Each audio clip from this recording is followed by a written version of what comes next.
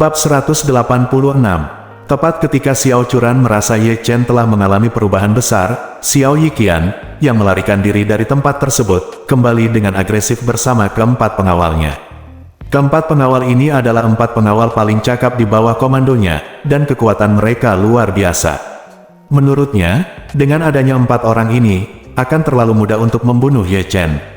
Namun, dia tidak akan membunuh Ye Chen di depan umum. Dia berpikir, pertama, di depan umum, paksa Ye Chen memanggilnya kakek.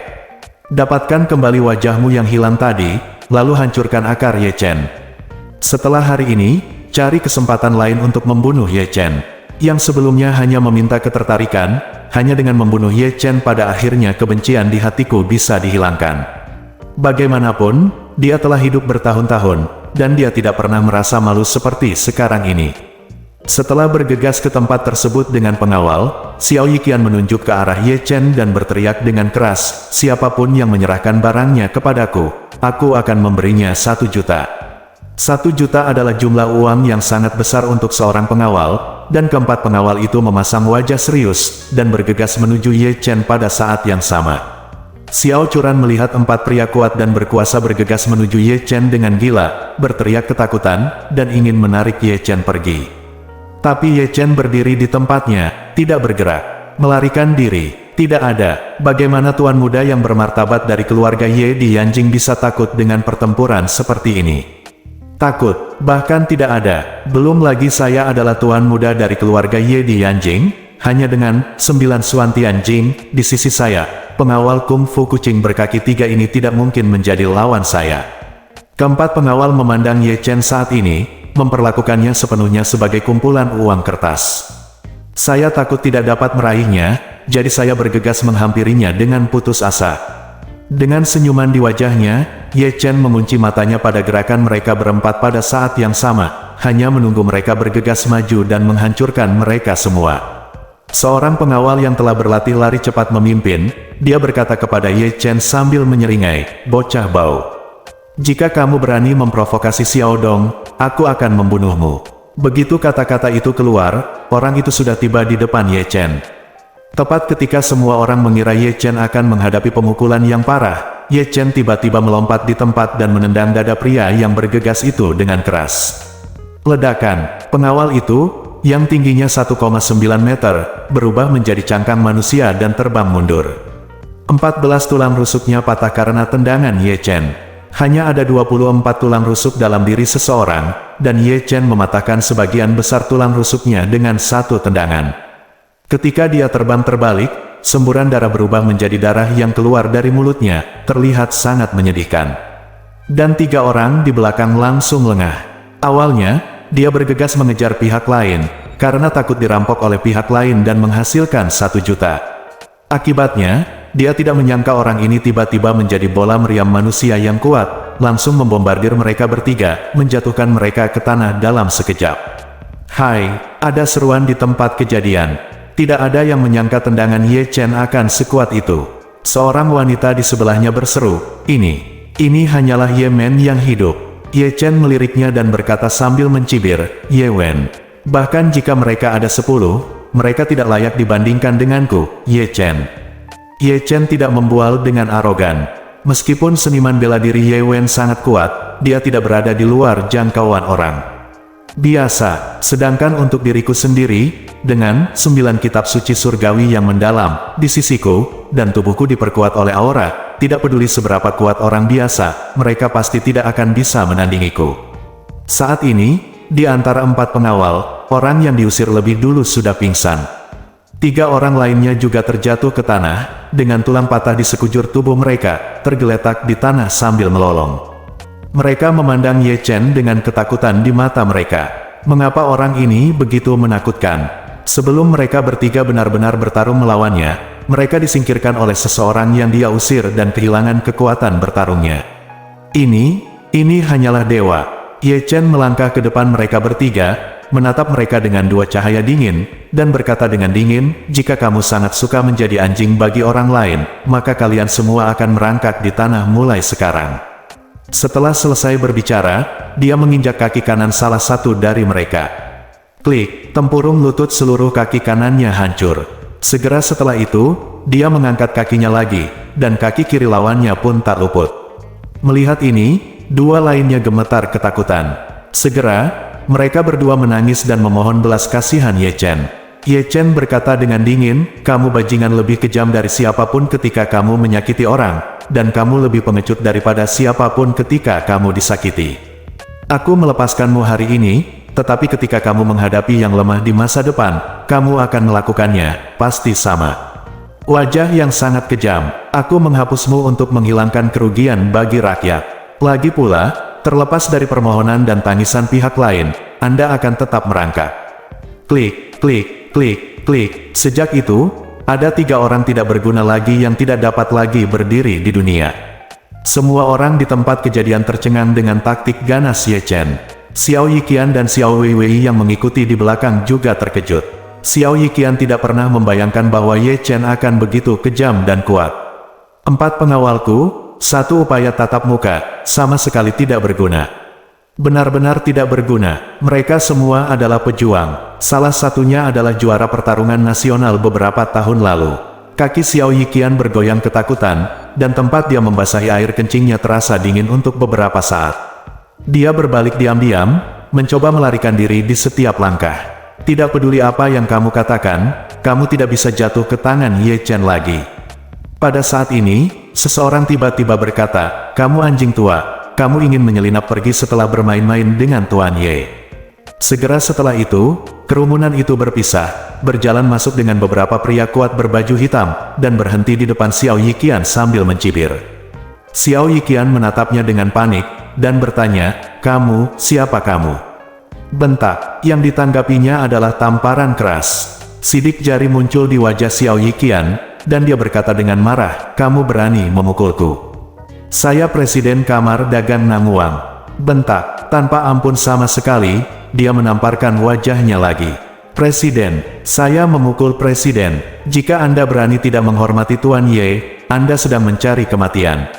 Xiao Yiqian marah dan takut, dan buru-buru berkata, "Kesalahpahaman. Kesalahpahaman. Itu hanya kesalahpahaman antara Tuan Ye dan saya. Saya pergi sekarang, saya pergi sekarang." "Mau pergi?" Dengan senyum menghina, dia berkata, "Apakah kamu sudah bertanya pada Tuan Ye?" Xiao Yiqian buru-buru menoleh, menatap Ye Chen, dan memohon dengan gemetar, "Ye Chen, Tuan Ye, tadi itu semua hanya kesalahpahaman. Keempat orang ini bersikeras membuat masalah untukmu, dan aku tidak bisa menghentikan mereka. Aku pantas menerima apa yang terjadi, tolong lepaskan aku." Ye Chen mengangguk dan berkata sambil tersenyum, "Oke, aku bisa melepaskanmu, lagi pula, aku melepaskanmu sekali saja." Karena itu, Ye Chen menatapnya dan berkata sambil bercanda, "Namun, apa yang harus kamu lakukan? Bukankah aku perlu mengajarimu lagi?"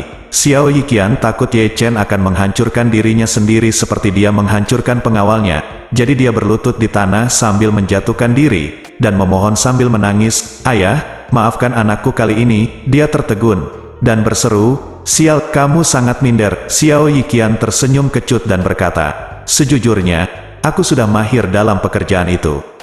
Bab 187. Ada banyak ejekan dan ejekan di sekitar. Xiao Yiqian ini benar-benar tidak berharga. Dalam waktu singkat ini, saya telah menelepon ayah Ye Chen 3 kali. Bagaimana dengan ketua grup Qiancheng yang terkenal, yang berani mempermalukan grup Qiancheng? Namun, bagaimana Xiao Yiqian bisa peduli dengan wajahnya saat ini? Ia tahu bahwa seorang pria harus mampu membungkuk dan meregangkan tubuh. Untuk hidup harus punya kehidupan dulu, baru bisa punya benih kan. Hidup telah hilang, apakah Anda ingin menanam telur? Jadi, dia buru-buru menjilat wajahnya dan berkata kepada Marven Ye, "Ayah, tolong lakukan yang terbaik dan maafkan aku kali ini. Aku akan berterima kasih kepada Dade dan Ayah selama sisa hidupku." Ye Chen melambaikan tangannya dan berkata sambil tersenyum, "Tidak apa-apa menelepon Ayah sekarang, tapi sekarang tidak semudah itu." Xiao Yiqian terkejut, mengira Ye Chen akan membunuhnya. Dia buru-buru menangis dan bersujud, "Ayah, aku benar-benar melakukan kesalahan, Ayah. Maafkan aku kali ini demi usiaku."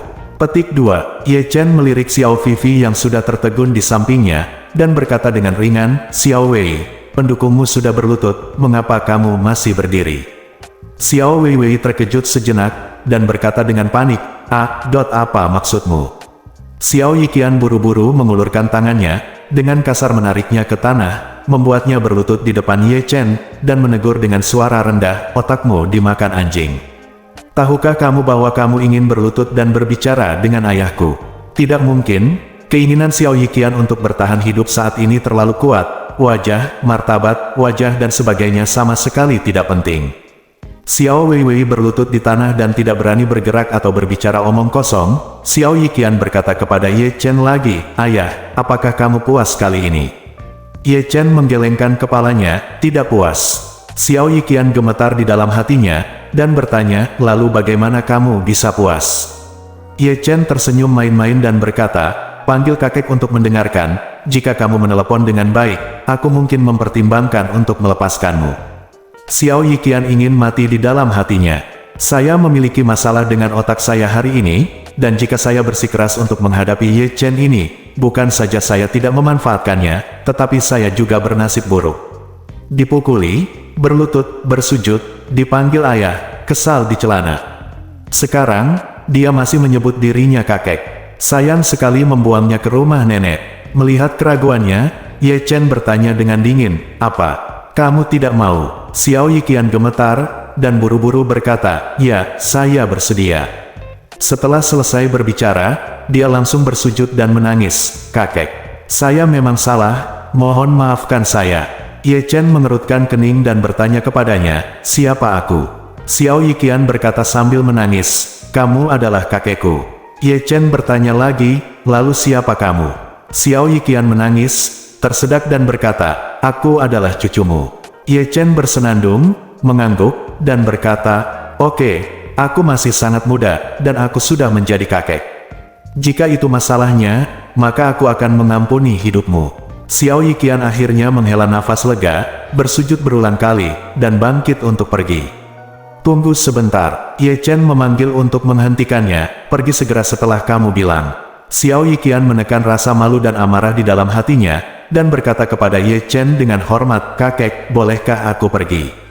Ye Chen menepuk wajahnya, dan berkata dengan ringan, "Ayo pergi, cucu." Xiao Yiqian menitikkan air mata penghinaan, lalu berbalik dan berjalan keluar dengan gemetar. Xiao Weiwei tidak berani menunda, dan buru-buru mengikutinya keluar. Ketika keduanya pergi, mereka takut Ye Chen akan menghentikan mereka, dan membuat masalah lagi, tetapi Ye Chen tidak tertarik untuk putus dengan mereka. Garis hidup Xiao Yiqian telah kehilangan kejayaannya, dan dia akan terjebak dalam kesakitan yang luar biasa selama sisa hidupnya dan tidak bisa melepaskan diri.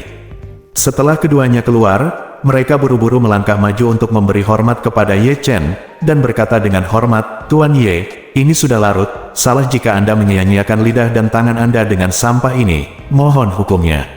Ye Chen melambaikan tangannya, tidak mempedulikan hal-hal ini, tetapi bertanya, "Mengapa kamu ada di sini juga? Bukankah ini puncak industri konstruksi dan dekorasi? Apakah kamu masih dalam bisnis dekorasi?" "Ya," jawabnya sambil terkekeh, "saya menguasai lebih dari separuh semen dan pasir kuning yang digunakan dalam dekorasi Jinling. Omong-omong, saya juga perantara besar di industri dekorasi, jadi mereka mengundang saya." Ye Chen tahu bahwa ada sabah dan pengganggu semen di industri dekorasi, semuanya adalah industri abu-abu, dan wajar jika orang-orang di masyarakat melakukan beberapa industri abu-abu. Jadi dia mengangguk dan berkata, "Kamu, di masa depan, jangan melakukan hal-hal yang merugikan alam dan akal, dan jangan menindas orang biasa." Dengan cepat berkata, "Saya ingin mengikuti ajaran Tuan Ye, saya sudah mulai bersih-bersih, beraninya saya melakukan hal-hal berbahaya itu lagi." Ye Chen bersenandung puas. Sambil menunjuk keempat pengawal Xiao Yiqian yang telah dihapuskan, dia bertanya, "Tuan Ye, bagaimana dengan keempat orang ini?" Ye Chen berkata, "Saya juga melumpuhkan kaki orang yang pingsan itu, lalu membuangnya. Buang jauh-jauh, agar tidak mempengaruhi suasana hati saya."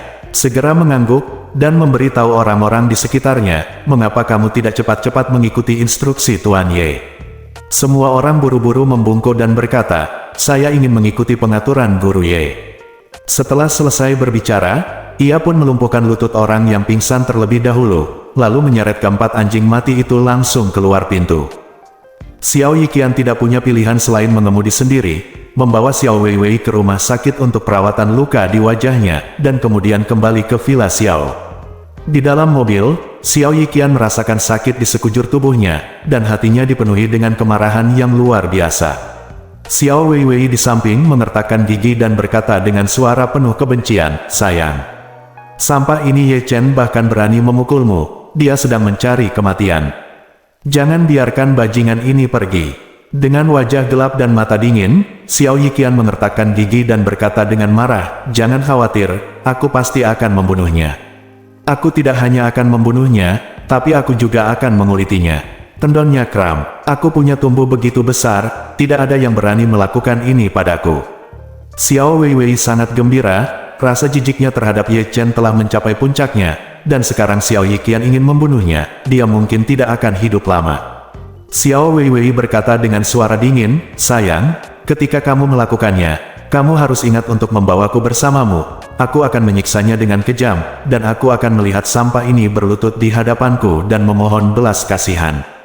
Xiao Yiqian menghantamkan tinjunya dengan keras ke sandaran kursi, dengan marah berkata, "Aku pasti akan menghancurkan sampah ini." Sangat bagus. Xiao Weiwei tahu bahwa keluarga Xiao Yiqian memiliki karir yang hebat, dan akan terlalu mudah untuk membunuh Ye Chen. Alasan mengapa dia menjadi tercerahkan hari ini terutama karena dia tidak membawa cukup banyak orang. Jika dia membawa lusinan orang lain kali, apakah Ye Chen masih akan bertahan?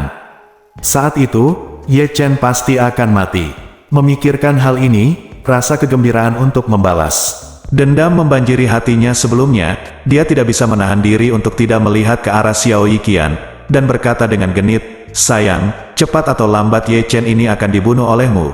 Jadi kamu tidak perlu terlalu marah sekarang, jangan sampai amarah itu merusak tubuhmu." Setelah selesai berbicara, dia segera mengedipkan mata padanya, dan berkata dengan suara kaku, "Saat aku sampai di rumah, aku akan menjagamu dengan baik." Bab 188. Xiao Yiqian benar-benar menahan api jahat di perutnya, dan hanya membutuhkan Xiao Weiwei untuk membantunya melampiaskannya. Jika tidak, dia harus menahan api jahat itu. Jadi, setelah kembali ke rumah Xiao Yiqian tidak sabar, dan menarik Xiao Weiwei untuk naik ke atas. Xiao Changqian dan Qian Yanhong di ruang tamu mau tak mau merasa sedikit malu saat melihat keduanya masuk dan naik ke atas bahkan tanpa menyapa. Melihat mereka berdua naik ke atas dengan tergesa-gesa, wanita tua Xiao terbatuk dan berkata, "Sungguh beruntung dia bisa mengimbangi ketua Xiao, jadi jangan pikirkan itu, kalian berdua." Xiao Changqian mengangguk dengan malu, dan berkata, "Bu, aku tidak memikirkannya, aku hanya merasa sedikit canggung." Wanita tua Xiao berkata dengan nada menghina, "Apa yang aneh tentang ini? Bukankah tidak apa-apa jika kamu punya uang? 10.000 yang diberikan ketua Xiao kepada Weiwei ada di tanganmu sekarang, kan?" Xiao Changqian mengangguk dan berkata, "Ya, Bu, itu ada di tanganku." Wanita tua Xiao berkata dengan sungguh-sungguh, "Jika hubungan Weiwei dan pimpinan Xiao berkembang lebih jauh, jangan khawatir, apa gunanya? Saat itu, bukankah semua uang sudah ada di sakumu?" Mendengar ini, Xiao Changqian merasa lebih nyaman. Alasan mengapa dia menyetujui putrinya untuk berkumpul dengan Xiao Yiqian adalah, terus terang, demi uang. Xiao Yiqian menginvestasikan 10 juta di grup Xiao, dan kemudian memberikannya kepada Xiao Weiwan. Ini masalah besar, dan ini baru permulaan. Nanti, dia pasti akan berinvestasi lebih banyak di keluarga Xiao. Memikirkan hal ini, Xiao Yiqian segera menghilangkan rasa malu sebelumnya, dan membawa istrinya Qian Hongyan kembali ke kamarnya di lantai pertama. Begitu dia memasuki rumah, dia berkata dengan tidak sabar, "Sayang, lantai datar besar yang kita lihat terakhir kali di Thomson Yipin memiliki uang muka 1 juta, dan kita dapat membayar uang muka meskipun kita menjual semuanya, kecuali dekorasinya, dan perabotan di dalamnya tidak sepadan. Saya bisa mengatasinya, tetapi sekarang Xiao Yiqian telah memberi Vivi $10.000, kita dapat menambahkan uang ini, dan tidak ada tekanan untuk membeli flat besar itu." Qian Hongyan sangat gembira pada awalnya, dan segera berkata dengan wajah tertekan, "Saya tidak ingin tinggal di lantai datar Thomson Yipin. Keluarga Xiao Changkun dan sampah Ye Chen tinggal di area villa di dalam. Saya akan tinggal di luar mereka, jagalah mereka, biarkan mereka menertawakanku. Aku tidak akan pergi." Xiao Yiqian berkata, "Dengan cara ini, kita sekarang berada di awal 10 juta, bicaralah dengan Wei Wei besok, biarkan dia meniup bantal ke telinga Ketua Xiao, dan lihat apakah Ketua Xiao dapat mensponsori kita beberapa juta lagi. Kapan waktunya? Ayo beli villa dengan uang muka. Meskipun villa kelas 1 Thomson berharga lebih dari 100 juta yuan, harga villa lain di Jinling tidak terlalu tinggi. Seperangkat villa satu keluarga biasanya hanya 20-30 juta, kalau uang muka 40% uang yang ada cukup. Tapi mendekorasi villa juga membutuhkan biaya yang besar, setidaknya 10.000 tambahan akan disiapkan untuk dekorasinya, jadi Xiao Changqian dan istrinya juga tidak mampu membelinya. Namun, jika Xiao Yiqian bisa mensponsorinya sedikit, bukankah mudah untuk menyelesaikannya? Qian Hongyan menjadi bersemangat dan berkata, katakan padaku, bisakah Xiao Yiqian memberi kita subsidi? Xiao Changqian tersenyum dan berkata, dengan wajah Wei Wei kita, menurutku dia harus mengungkapkannya apapun yang terjadi. Menurutku dia masih menyukai Wei Wei kita. Qian Yanhong mengangguk, dan berkata dengan antar muka yang gembira, sebenarnya, jika dilihat seperti ini, sangat baik bagi Wei Wei untuk mengikuti Xiao Yiqian, setidaknya kamu tidak akan kehilangan uang. Ketua Xiao jauh lebih berpikiran terbuka daripada Wang Yunfei. Anak kecil itu, Wei Wei telah bersama Wang Yunfei selama bertahun-tahun, dan bahkan melakukan aborsi untuknya, dan dia tidak mengatakan bahwa dia memberi Vivi jutaan uang saku. Xiao Changqian mengangguk lagi, dan berkata dengan serius, benar. Keluarga bermarga Wang tidak memiliki hal yang baik. Qian Hongyan melambaikan tangannya, lupakan saja, jangan bicara tentang keluarga yang menderita $1.000. Cepat atau lambat mereka akan terbunuh oleh petir. Mari kita bicara tentang rumah. Ada banyak villa di Jinling, kenapa kita tidak berkendara ke sana besok untuk melihatnya? Oke, kalau begitu pergilah ke Jinzun Sangsu kita di Jinling dulu. Kudengar villa di sana lumayan. Mereka berdua sedang memikirkan tentang rumah baru ketika mereka tiba-tiba mendengar suara keras datang dari lantai atas saat ini. Di lantai atas tinggal Xiao Weiwei dan Xiao Yiqian. Pasangan itu saling melirik, dan bergegas keluar untuk melihat apa yang terjadi. Saat ini, Xiao Weiwei berlari menuruni tangga dengan pakaian acak-acakan sambil menangis. Melihat wajahnya masih bertanda, Xiao Changqian segera bertanya, Weiwei, ada apa? Apakah Xiao Yiqian memukulmu? Xiao Weiwei menangis dan berkata, ayah, ibu, dia tiba-tiba gagal. Saya mencoba segala macam cara dan dia masih tidak berhasil.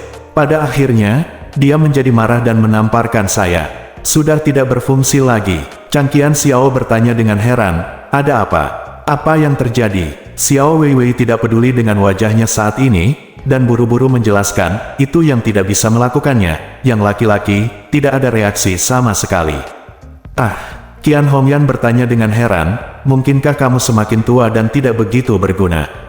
Xiao Weiwei menggelengkan kepalanya berulang kali, tidak. Kemarin masih hidup dan sehat. Hari ini tiba-tiba tidak berfungsi sama sekali. Baru pada saat itulah Xiao Changqian mengerti mengapa putrinya ditampar. Sejujurnya, pria yang tiba-tiba kehilangan kemampuan itu pasti akan kehilangan akal sehatnya. Saat dia sedang berpikir, Xiao Yiqian membungkus gaun tidurnya dan berlari menuruni tangga dengan tergesa-gesa. Qian Hongyan buru-buru bertanya, Tuan Xiao, apa yang terjadi? Anda bisa memberitahu dia kesalahan apa yang dilakukan Wei Wei, tidak perlu melakukan apapun, kan? Ekspresi Xiao Yiqian sangat jelek, dia mengertakkan gigi dan berkata, hentikan omong kosong, cepat bawa aku ke rumah sakit. Xiao Changqian sedikit tidak puas dengan sikap Xiao Yiqian, dan sedang memikirkan alasan, ketika wanita tua itu juga datang dan berkata dengan wajah hitam, Changgan. Apa yang masih kamu lakukan dalam keadaan linglung? Tubuh Ketua Xiao adalah yang paling penting. Cepat dan mengemudi. Melihat nenek tua itu keluar untuk memberi perintah, Xiao Changgan tidak berani berbicara lagi, apalagi menunda, maka ia segera mengambil kunci mobil dan membawa Xiao Yiqian ke rumah sakit. Dalam perjalanan ke rumah sakit, ekspresi Xiao Yiqian sama jeleknya, dia sudah sangat membenci Ye Chen.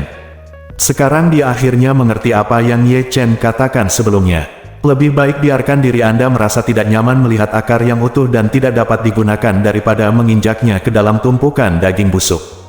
Tahu itu, bajingan ini tidak tahu trik apa yang dia gunakan, dan dia kehilangan semua kemampuan untuk menjadi seorang pria secara diam-diam. Bagaimana dia melakukannya? Dia jelas tidak membahayakan akarnya. Kenapa tiba-tiba saya tidak bisa menggunakannya? Anda tahu, saya telah memperhatikan aspek pemeliharaan ini selama bertahun-tahun, dan saya menghabiskan jutaan dolar untuk memberi nutrisi pada ginjal dan Qi setiap tahun. Selalu dapat dikatakan bahwa saya hidup dan sehat, bahkan lebih dari orang muda, berusia 20-an. Tidak kurang apa yang Ye Chen lakukan padanya. Semakin Xiao Yiqian memikirkannya, dia menjadi semakin panik, dan dia selalu merasa bahwa Ye Chen ini tampak sangat aneh. Kalau masalah ini bisa disembuhkan, tidak apa-apa, tapi kalau tidak bisa disembuhkan, apa gunanya hidup? Bab 189. Rumah Sakit Rakyat. Karena hari sudah malam, setelah Xiao Changqian membawa Xiao Yiqian ke rumah sakit, dia hanya bisa melakukan panggilan darurat. Setelah mengantri puluhan menit, setelah menemui dokter bertanya, di mana rasa tidak nyamannya. Xiao Yiqian kemudian menyuruh Xiao Changqian pergi, dan berkata sendiri kepada dokter, sepertinya saya tiba-tiba mengalami penyakit seksual, tolong bantu saya mencari tahu apa yang terjadi. Yang Wei, dokter tertegun dan berkata, Yang Wei adalah penyakit andrologi, dan tidak ada di unit gawat darurat. Sebaiknya Anda datang ke sini besok pagi, langsung hubungi dokter andrologi untuk memeriksakannya untuk Anda. Kami di unit gawat darurat terutama bertanggung jawab atas sakit kepala, demam otak, cedera yang tidak disengaja, atau penyakit mendadak. Xiao Yiqian berkata dengan marah, aku tiba-tiba menderita penyakit. Tidak bisakah aku datang menemuimu? Dokter berkata dengan malu-malu, saya telah berpraktek kedokteran selama bertahun-tahun, dan saya belum pernah mendengar tentang kutil kelamin yang tiba-tiba. Ada proses untuk hal ini. Ini bekerja dengan baik pada awalnya, dan kemudian secara bertahap menjadi kurang bermanfaat, dan kemudian menjadi semakin sulit untuk digunakan, dan kemudian secara bertahap menjadi tidak dapat digunakan. Xiao Yiqian tidak menyangka bahwa dia akan menjelaskannya pada dirinya sendiri dengan begitu rinci, dan segera menjadi marah, sambil mengutuk, apakah kamu sakit? Saya meminta kamu untuk mengatur pemeriksaan untuk saya. Apakah kamu bercanda? Dokter juga kesal, dan berseru, ada apa denganmu? Sudah kubilang, penyakitmu tidak dalam perawatan darurat kami. Jika kamu terus main-main di sini, aku akan meminta keamanan untuk mengeluarkanmu. Kamu, Xiao Yiqian mengertakkan giginya dengan marah, menunjuk ke komputer di depannya setelah beberapa saat, dan berkata dengan dingin, kamu, Google Qiancheng Group. Dokter itu mengerutkan keningnya, apa? Xiao Yiqian berteriak dengan dingin, aku akan mengizinkanmu Google Qiancheng Group. Dokter terkejut dengan sikapnya, tanpa sadar membuka browser, dan mencari grup Qiancheng. Buka ensiklopedia grup Qiancheng, dan benar saja, saya melihat potret kepala ketua Xiao Yiqian. Ini, bukankah ini paman dari komite yang di depanku? Sial, ternyata dia orang besar. Dokter buru-buru berkata dengan hormat, oh, Ketua Xiao, saya tidak tahu Anda ada di sini, jadi mohon jangan marah. Saat dia mengatakan itu, dia buru-buru berkata, bagaimana kalau begini? Anda menjelaskan perjalanan penyakitnya kepada saya, dan saya akan melihat apakah saya dapat mengatur agar dokter residen membantu Anda melewati pintu belakang untuk memeriksanya. Wajah Xiao Yiqian menjadi lebih baik sekarang, dan dia berkata, saya tidak mengalami riwayat penyakit ini. Kemarin baik-baik saja, tapi hari ini saya tiba-tiba tidak bisa menggunakannya. Dokter bertanya dengan rasa ingin tahu, apakah tidak ada gunanya? Iya, Xiao Yiqian berkata dengan wajah gelap, itu tidak bisa digunakan sama sekali. Dokter berkata, kalau begitu ini mungkin ada hubungannya dengan sistem saraf. Bagaimana kalau begini, Tuan Xiao, saya akan mengatur rekan neurologi untuk melakukan pemeriksaan untuk Anda. Bagaimana menurut Anda? Xiao Yiqian melambaikan tangannya, cepat. Dokter tidak berani mengabaikannya, dan buru-buru memanggil dokter di bagian rawat inap untuk membantu mengatur pemeriksaan. Lagi pula, hari sudah malam, dan para dokter di bagian rawat jalan sudah pulang kerja, dan hanya dokter shift malam yang bertugas di bagian rawat inap. Secara kebetulan, dokter yang bertugas di bagian rawat inap kebetulan adalah dokter yang merawat ketika ayah mertua Ye Chen, Xiao Changkun, mengalami cedera tulang. Belakang beberapa hari yang lalu, dokter yang merawat melakukan serangkaian pemeriksaan pada Xiao Yiqian, dan melihat berbagai hasil pemeriksaan dengan ekspresi yang sangat serius. Xiao Yiqian berbaring di ranjang pemeriksaan, merasa sangat ketakutan. Dia tidak bisa merasakan bagian itu sama sekali sekarang, rasanya tempat itu telah hilang, apalagi digunakan kembali. Dia harus meminumnya sepanjang hidupnya, jika dia tidak bisa menggunakannya di masa depan, dia mungkin mati. Melihat wajah serius dokter saat ini, Xiao Yiqian segera bertanya, "Dokter, bagaimana kondisi saya?"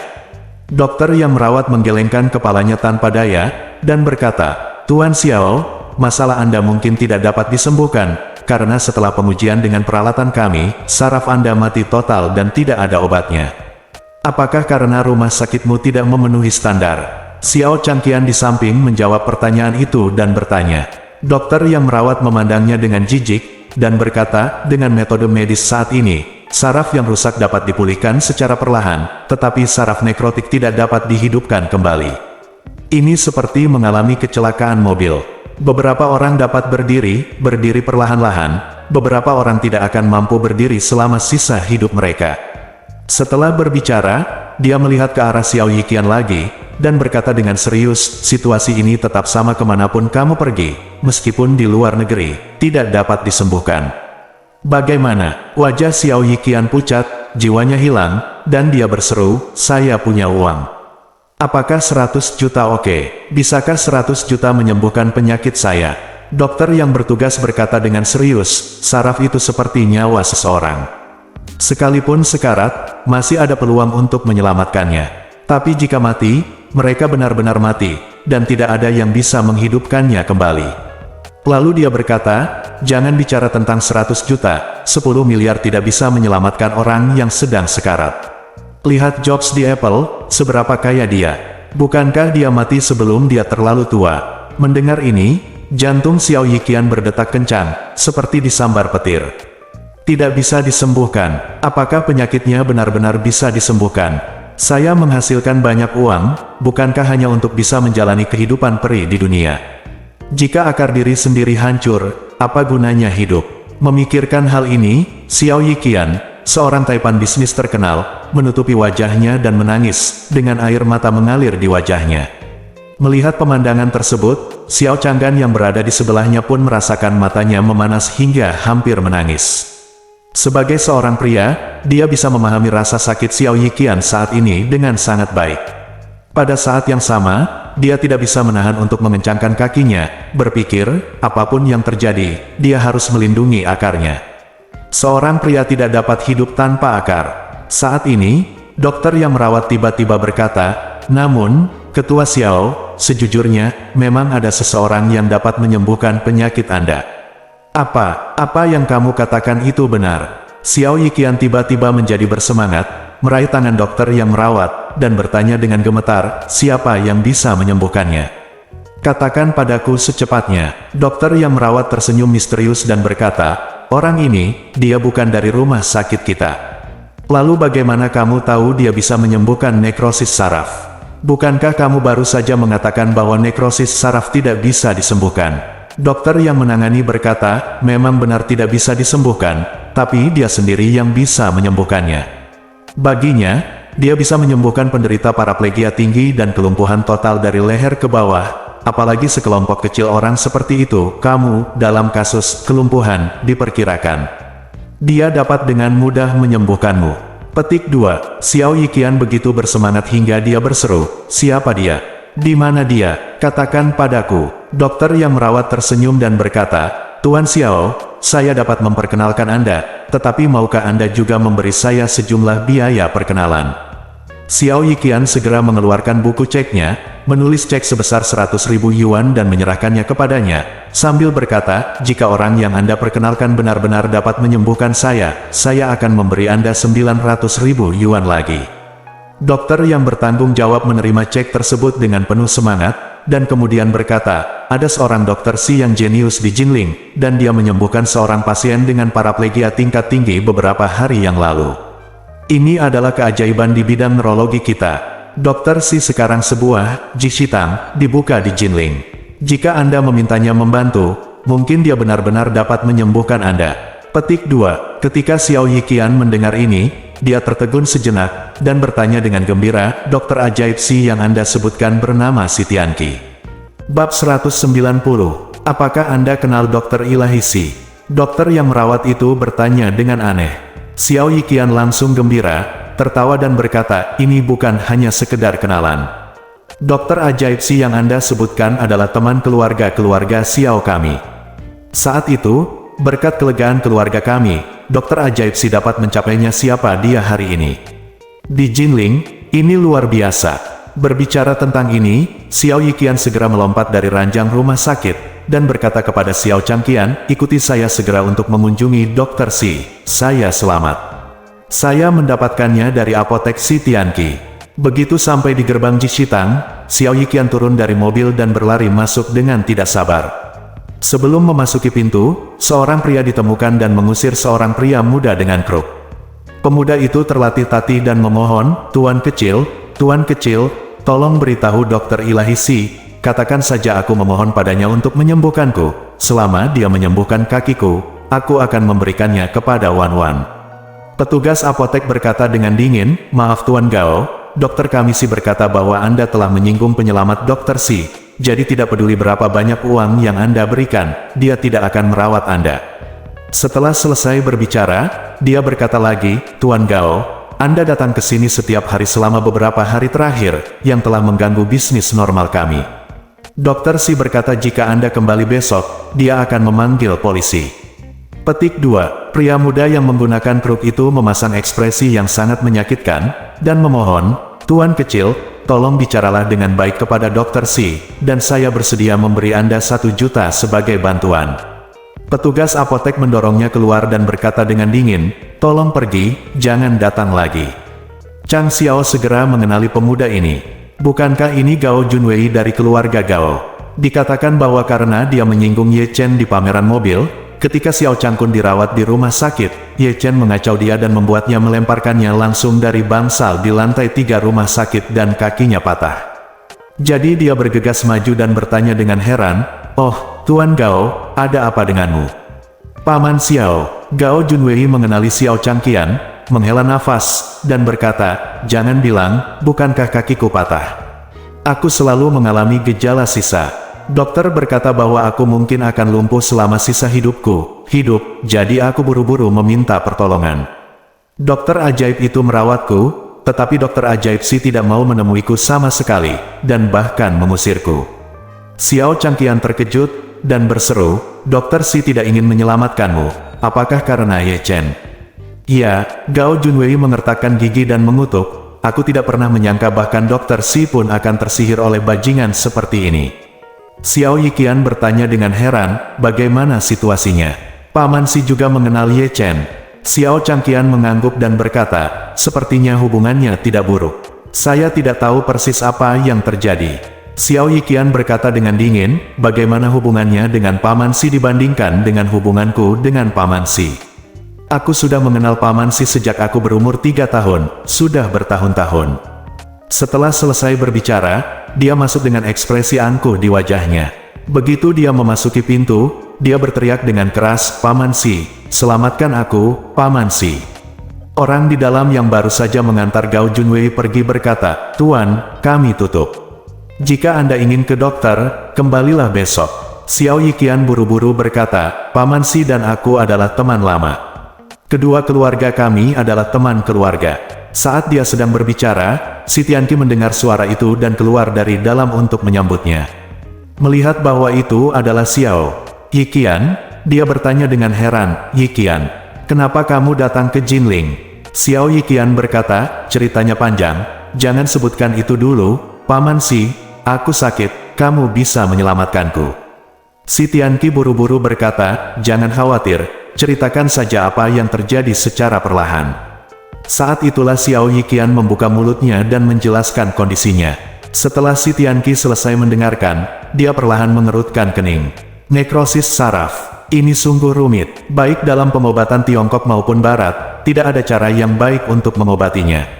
Kalau memang nekrosis, pada dasarnya hanya bisa dihilangkan. Jadi, dia buru-buru bertanya, apa yang kamu lakukan? Tidak mudah melihat nekrosis saraf khusus seperti itu. Xiao Yiqian tidak ingin membicarakan kejadian memalukannya malam ini, jadi dia berkata dengan samar, saya tidak tahu apa yang terjadi, hanya saja seperti ini.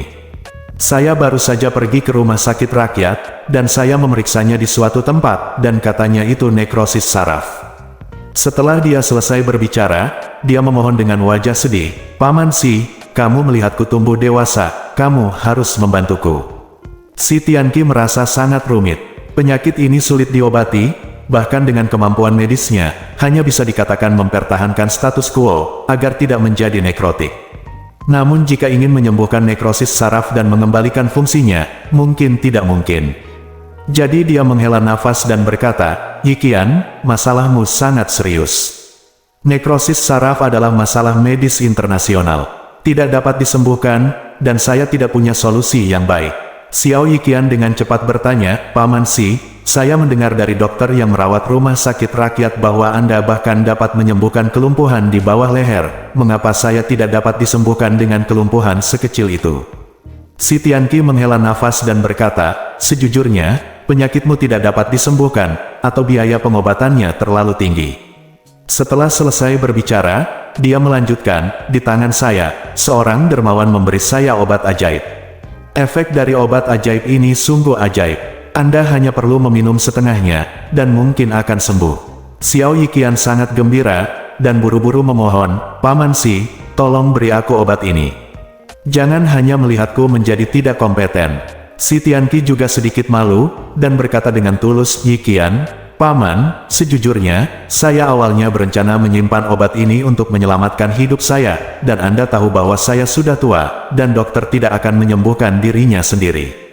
Suatu hari nanti saya akan sekarat karena penyakit, dan saya akan mengandalkan obat ini untuk menyelamatkan hidup saya. Xiao Yiqian buru-buru berlutut di tanah, bersujud dan memohon, Paman Si, kamu tidak bisa meninggalkan aku sendirian. Demi ayahku dan persahabatan antara kedua keluarga kita selama bertahun-tahun, selamatkan aku kali ini Bar. Si Tianqi ragu-ragu sejenak, berjuang dalam hati. Setelah beberapa saat, dia menghela nafas panjang dan berkata, itu saja, aku akan memberimu setengah dari obatnya. Dia berhutang budi atas kebaikan ayah Xiao Yiqian saat itu. Meskipun dia telah membantu anggota keluarga mereka untuk menemui dokter selama ini, kebaikannya telah terbayar beberapa kali, 10 kali, tetapi sekarang Xiao Yiqian telah menderita seperti ini, karena cedera, dia merasa tidak bisa membiarkannya begitu saja. Melihat si Tianqi akhirnya melepaskannya, Xiao Yiqian sangat gembira dan tidak bisa berhenti berterima kasih kepada si Tianqi. Si Tianqi hendak mengeluarkan setengah dari obat ajaib yang dia simpan di dekatnya, tetapi tiba-tiba melihat Chen Xiaozhao berlari masuk dari luar dengan tergesa-gesa. Xiao Yiqian sedang dalam suasana hati yang baik. Melihat Chen Xiaozhao yang muda dan cantik berlari masuk, dia berkata sambil tersenyum, Oh, Xiaozhao, apakah kamu masih mengenal Paman Xiao? Ketika Chen Xiaozhao melihatnya, dia tercengang. Lihatlah kakek si Tianqi, yang sebenarnya mengeluarkan setengah dari obat ajaib yang diberikan Tuan Ye kepadanya. Jantungnya berdetak kencang, dia bergegas, menarik si Tianqi ke samping, dan berkata dengan suara rendah, Kakek, apa yang kamu lakukan? Si Tianqi menghela nafas dan berkata, Paman Xiaomu terluka. Aku akan memberinya setengah dari obat ajaib ini sebagai balasan atas kebaikan keluarga Xiao-nya. Chen Xiaozhao buru-buru berkata, Tidak mungkin, kakek, apalagi kamu telah membalas budi keluarga Xiao ribuan kali dan puluhan ribu kali yang lalu, hanya membicarakan tentang Xiao Yiqian yang malang ini. Tahukah kamu siapa yang dia sakiti hari ini? Si Tianqi buru-buru bertanya, Siapa yang kamu sakiti? Chen Xiaozhao berseru, Tuan Ye Chen Ye. Bersambung.